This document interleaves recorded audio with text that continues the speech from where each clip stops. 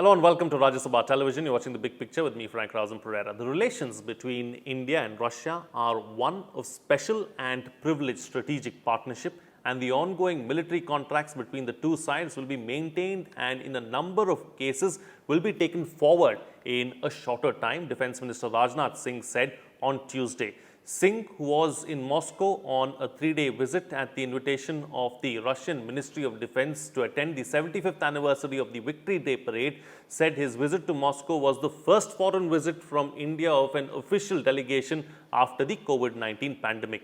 All our proposals have received positive responses from the Russian side. I am fully satisfied with my discussions, Singh said, indicating the timely delivery of the S-400 missile defense systems to India.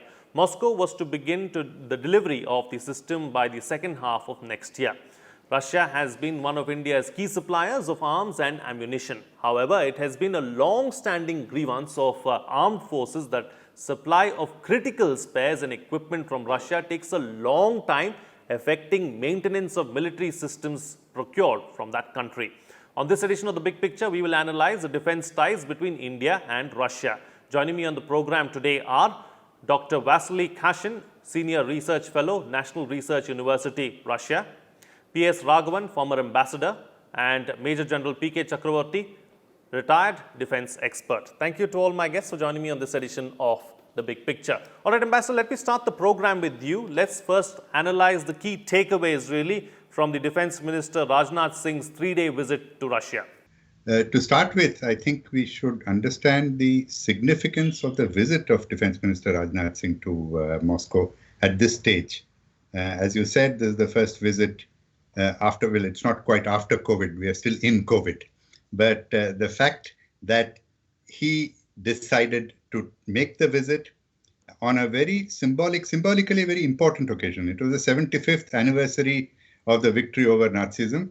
The Victory Day celebrations were to have been held on 9th of May, but got postponed because of COVID. The fact that he continued with this, a number of Western leaders are not going there because of their standoff with Russia. So it was also a declaration of our support for Russia, of our friendship with Russia, and Indian military contingent also participated in the Victory Day parade. So all of this illustrates what you said at the beginning, the special and privileged strategic partnership that India has with Russia. The defense cooperation is a very important part of it. And as you said, the Raksha Mantri had the opportunity of discussing a number of important ongoing contracts. It's not that he signed a contract this time, but there is a very healthy order book already there. The order book is full. And he got a reassurance, if such was required, that the delivery will continue smoothly as planned, and wherever you want expedited delivery, Russia will do its best to do so, to meet the demand.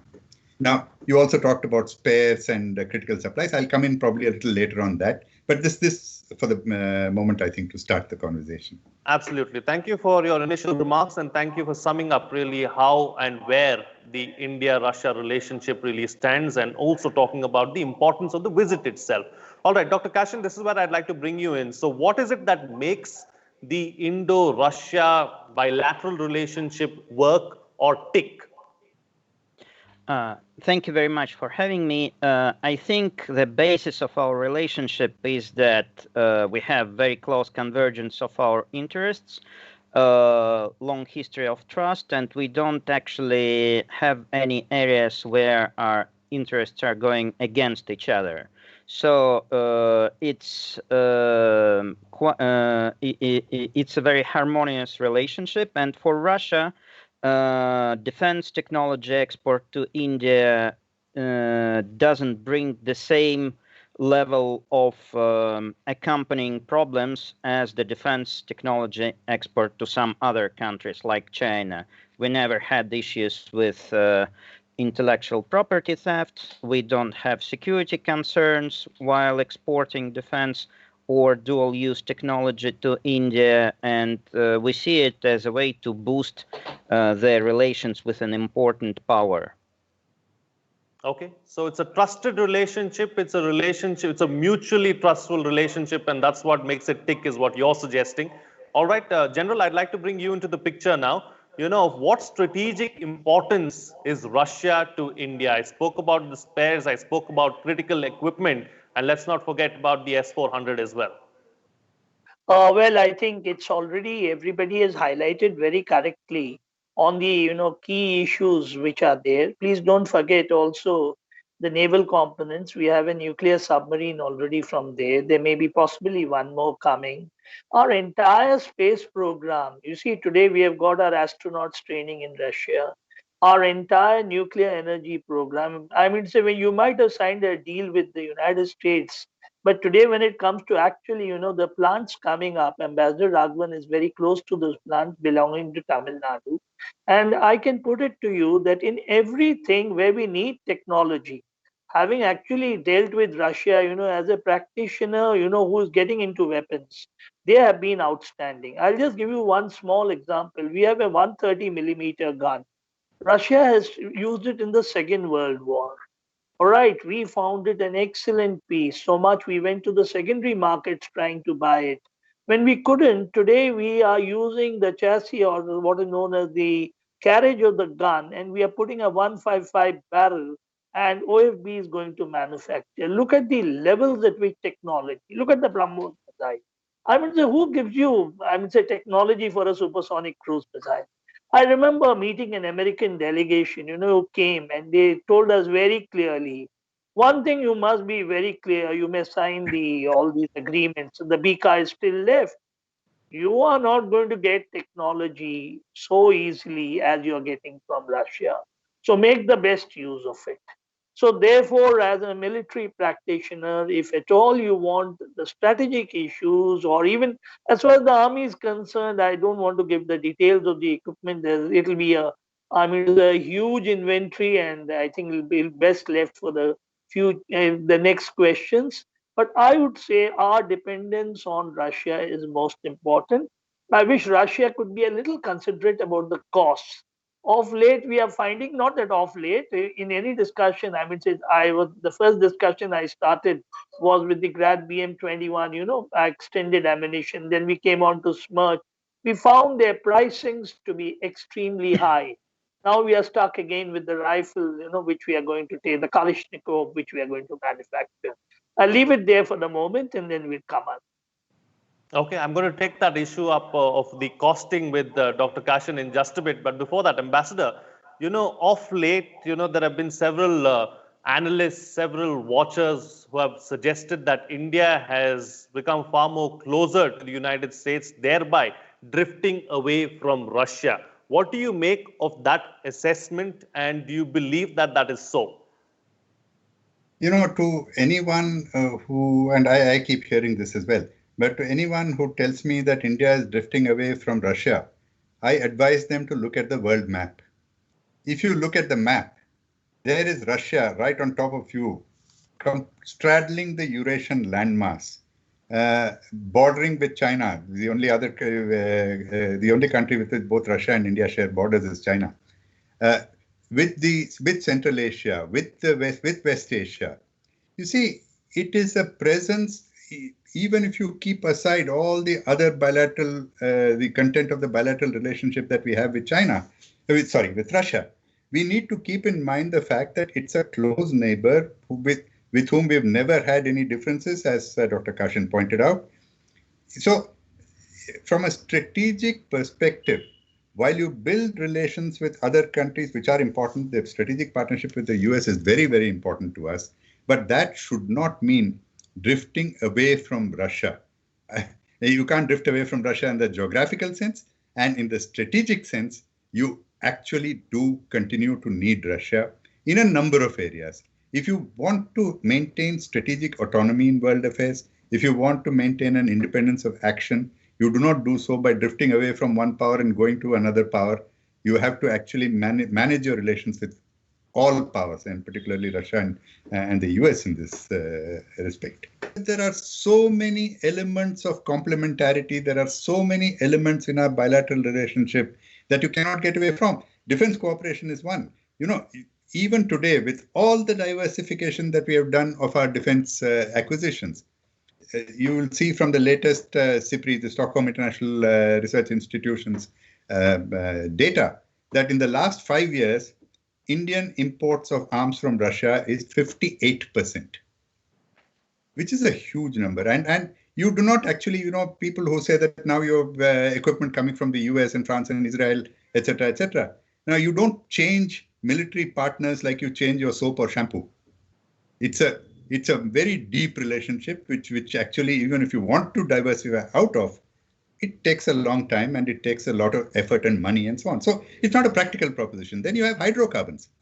Indian companies have invested something like $15 billion in Russia. Russia is the hydrocarbon superpower of the world. Russia has invested in India. So you have energy, you have defense, and you have a political relationship which dates back decades. It's not a relationship that you can drift away from so easily, and it's not wise to drift away from it either. I think you summed it up really well. It's not wise to drift away from a relationship like this. I think that's the bottom line, really, and that's something that we need to make note of. Dr. Kashin, I have two questions for you. Let's first address the first one, that the point the general was making about, the cost and how the cost has been high, and also delivery of some of these spares and some of this equipment has been slow as well, and how that issue has to be addressed. Yes, sir. Well, the pricing mechanisms are based on the commercial considerations. It's the result of process between the weapon system producers and Rosabaronexport, which is the chief exporter of the Russian arms. Of course, there is certain growth in prices for more advanced pieces of weapons, and then there is commercial logic. They are just trying to calculate how much they can get just on any other market. As for the spare parts problem, yes, there are traditional issues with the spare part supplies and technological maintenance of the Russian-produced systems, which these issues are not confined just to the defense sector. Sometimes it's happening to other Russian-produced equipment. In the recent years, the Russian government is taking special efforts to address these issues, and Russian defense and dual-use technology producers are boosting their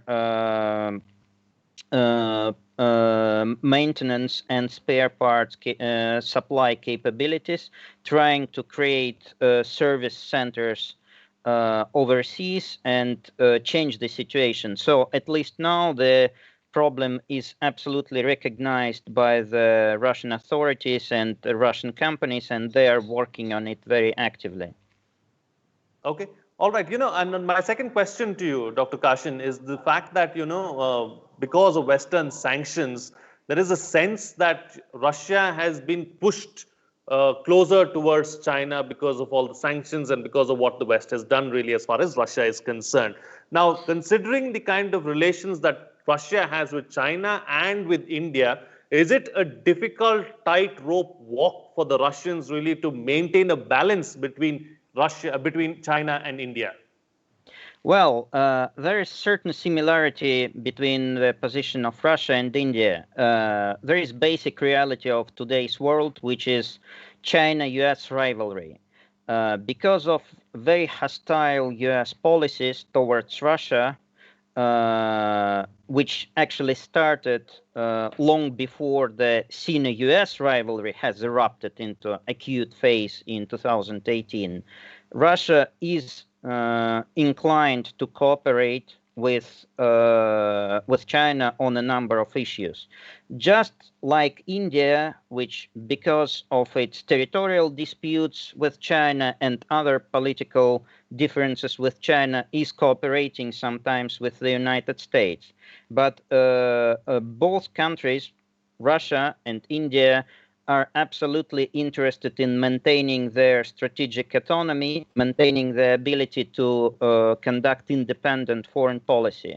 From Russian part, first, we are not taking Chinese loans. Basically, Russian public debt is very low. So there is no ability of any country to influence our policy using the debt mechanisms.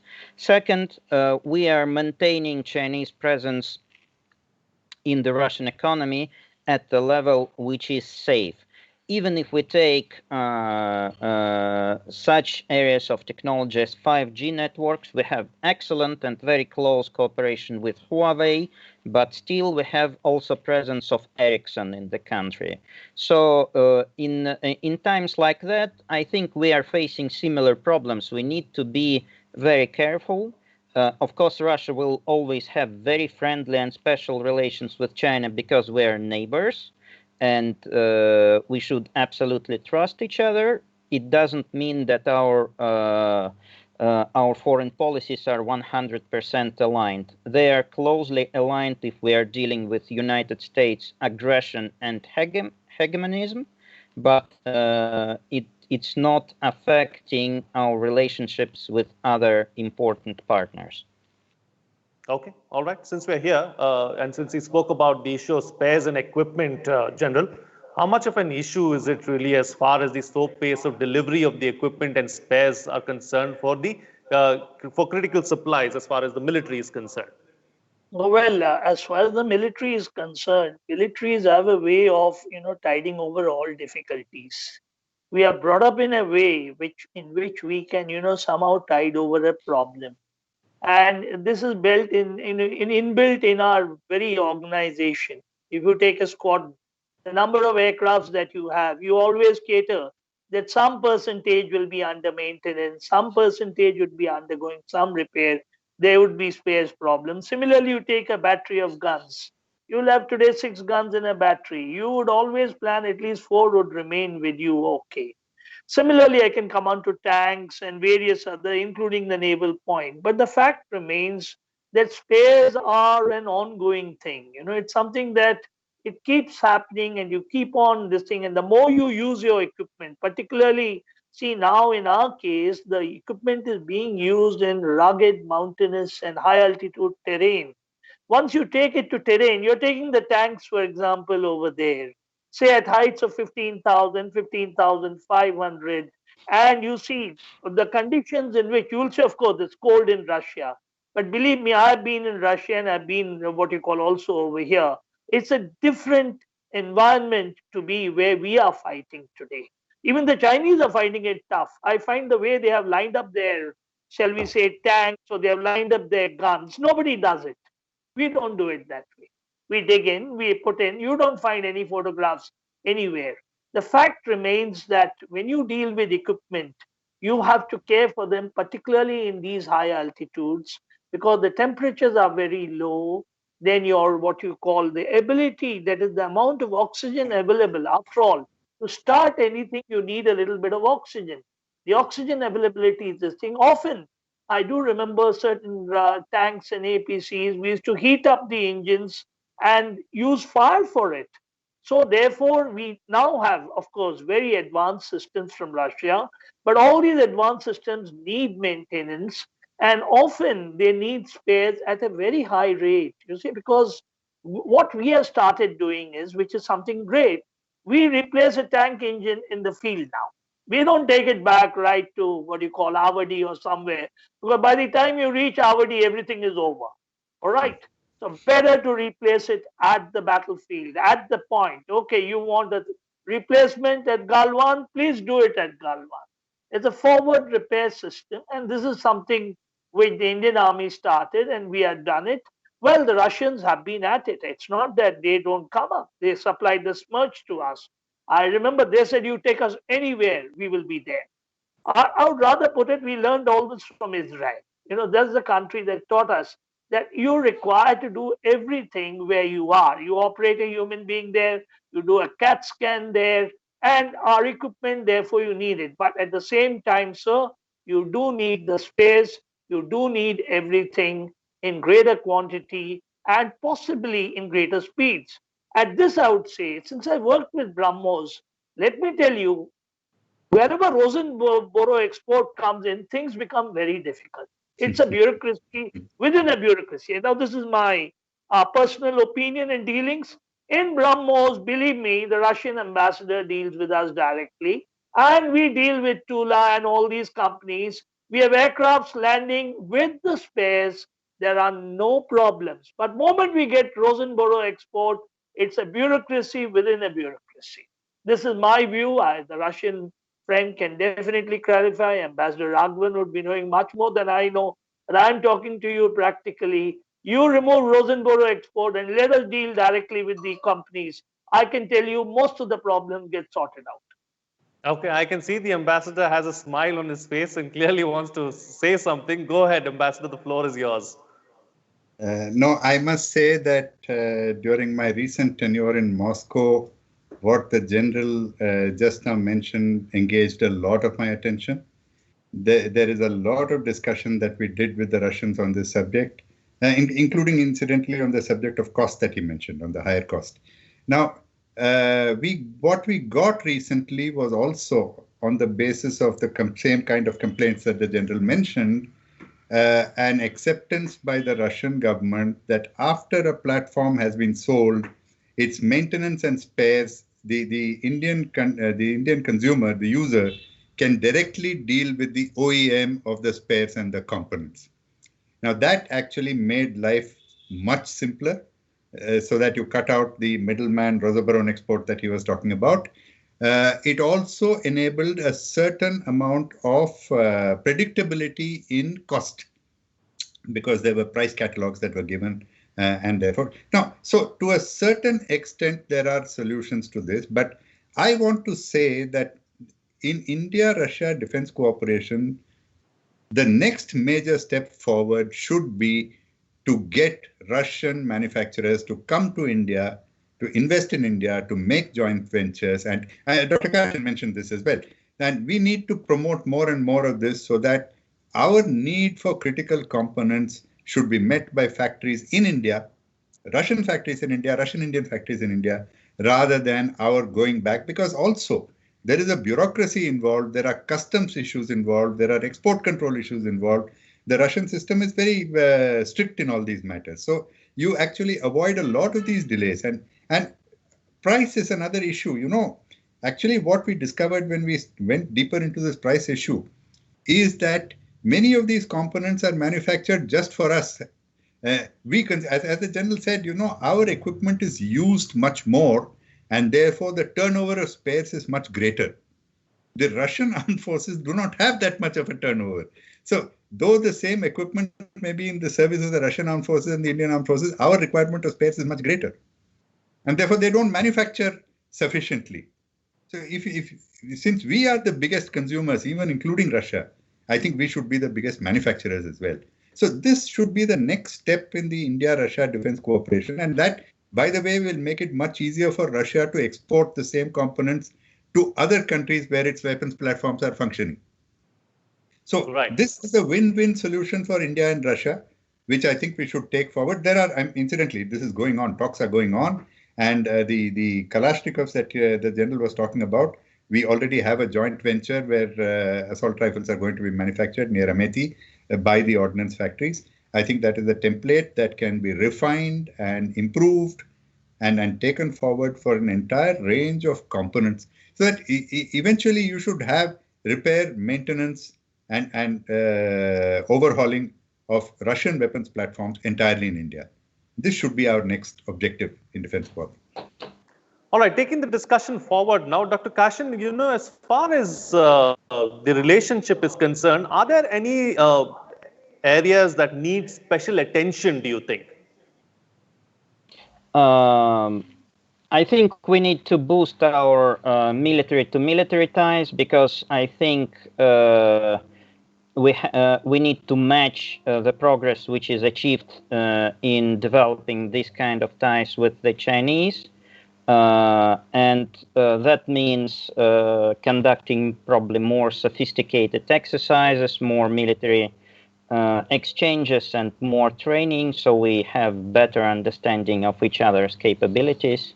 I think this should be the main focus now, together with the traditional technological cooperation. Okay, all right. And General, as far as the best way forward is concerned, what would you be? What would you say that would be? Best way forward is that, well, see, both with Russia, the whole issue is that they are very, very friendly. They're extremely good. But when it comes to issues, I think I agree with him that we have more exercises, more interactions. I'll say exercises is one bit. The more you interact at a military level, the problems can be dealt with directly. So the more interactions we have, particularly between our commanders, between our troops, you'll find that they would be able to understand and possibly, as Ambassador Raghavan said, they would understand that what are our requirements. I think anticipation would be much better if they understand, okay, that this is the conditions they are in. Because when you exercise, you're able to talk, shall we put it, in language which may not be necessarily ornamental. It would be language which would be military. It would be language which we military people understand with each other, where we can explain to them all these issues. So I do see a point of better exercises, better interactions, and at lower levels. I must say that, see, whenever we went to Russia and we went back or came back trained, whether it's with the T-90s, whether it's with the T-72s, or whether it's with the Smerch, whether it's Sukhoi pilots or now our astronauts, you'll see that the Russians have understood our views very, very well. They have modified the equipment as per our requirement. I do agree there should be greater interaction between the armed forces and the Russian armed forces and their manufacturers. I think once we interact with their armed forces, the manufacturers automatically come in. And the Indian embassy, Right. obviously. Okay, sure. All right. And Ambassador Raghavan, close the show for us with your concluding remarks. Thank you. Well, I think as all the guests on your show today have agreed, our defense cooperation is vibrant. It is very important. It does require fine-tuning, but every relationship requires fine-tuning as we go along. I think we are on our way, and we can marry our defense cooperation with the Make in India objective of India to mutual benefit. And I think that's what we should be heading for in the future. All right. With that, then, I'll call it a wrap on this edition of The Big Picture. Thank you to all my guests for joining me on the program and putting things into perspective for us. What's coming out of this discussion is that the defense ties between India and Russia are in a good place. It has been a historical relationship and a strong and a strategic relationship that is only going to go to newer heights, is what the panelists are suggesting. Of course, there is need to fine-tune it a little bit, and there are some issues that need to be addressed as we take this relationship forward. We hope that all those issues will be addressed in the near future. With that, it's a wrap. See you again next time.